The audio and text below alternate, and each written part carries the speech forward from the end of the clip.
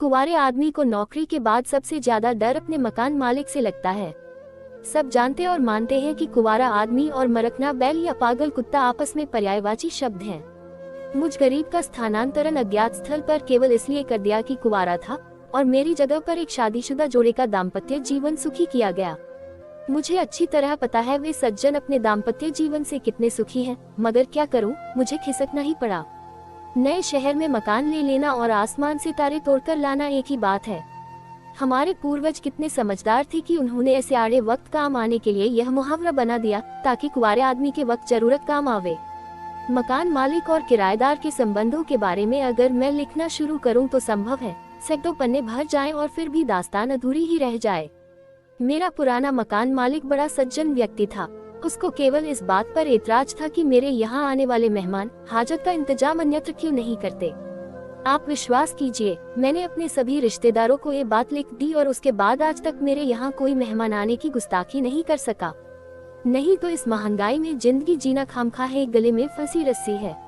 और मेहमान, भगवान बचाएं। मैं बह गया था, वापस लाइन पर आता हूँ। कुंवारा किराएदार शहर में मकान ढूंढ रहा था। हाँ, तो ढूंढ रहा है और ढूंढता रहेगा। पहले ही रोज बस साहब, मजा आ गया।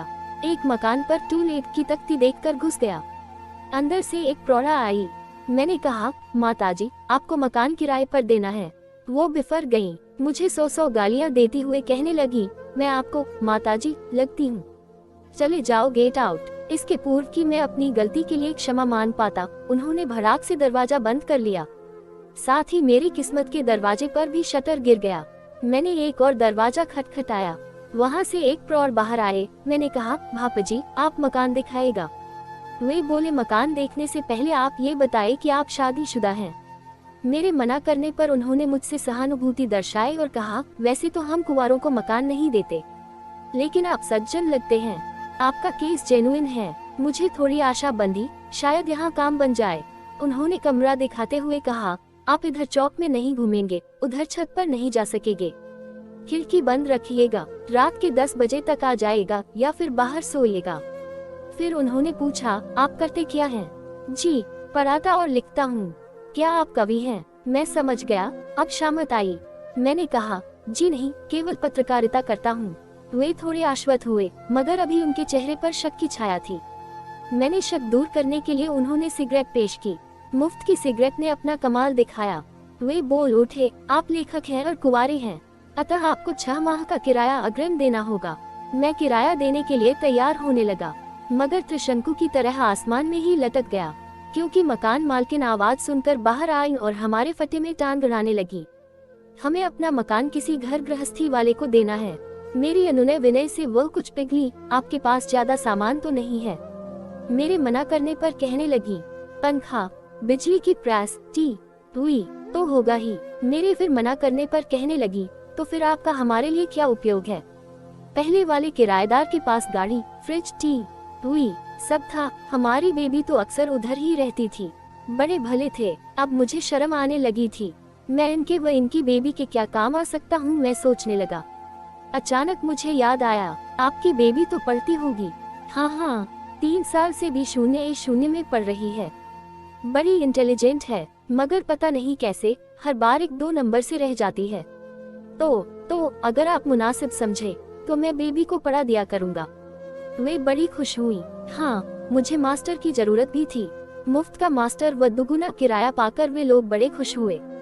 जंगल की आग की तरह ये खबर कॉलोनी में फैल गई कि एक कुंवारे आदमी को भापाजी ने किराएदार का दर्जा दे दिया है।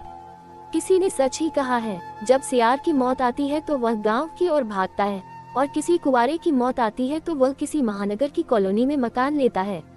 एक तो लेखक और दूसरे कुंवारा, यानी करेला और नीम चढ़ा। जिधर से भी मैं निकलता, खटाखट खिड़कियां बंद हो जाती, आए होल से नैन बाण मेरे ओर फेंके जाते। घर की बड़ी बूढ़ियां अपनी बच्चियों को मेरी छाया से भी दूर रहने की सीख देती, गोया मैं कोई छूत की बीमारी का मरीज हूँ। शाम को अगर बाहर निकल जाता तो लोग बाग ऐसे देखते जैसे अजायबर से कोई खतरनाक जंतु निकलकर सीधा उन्हीं के यहाँ आ गया हो।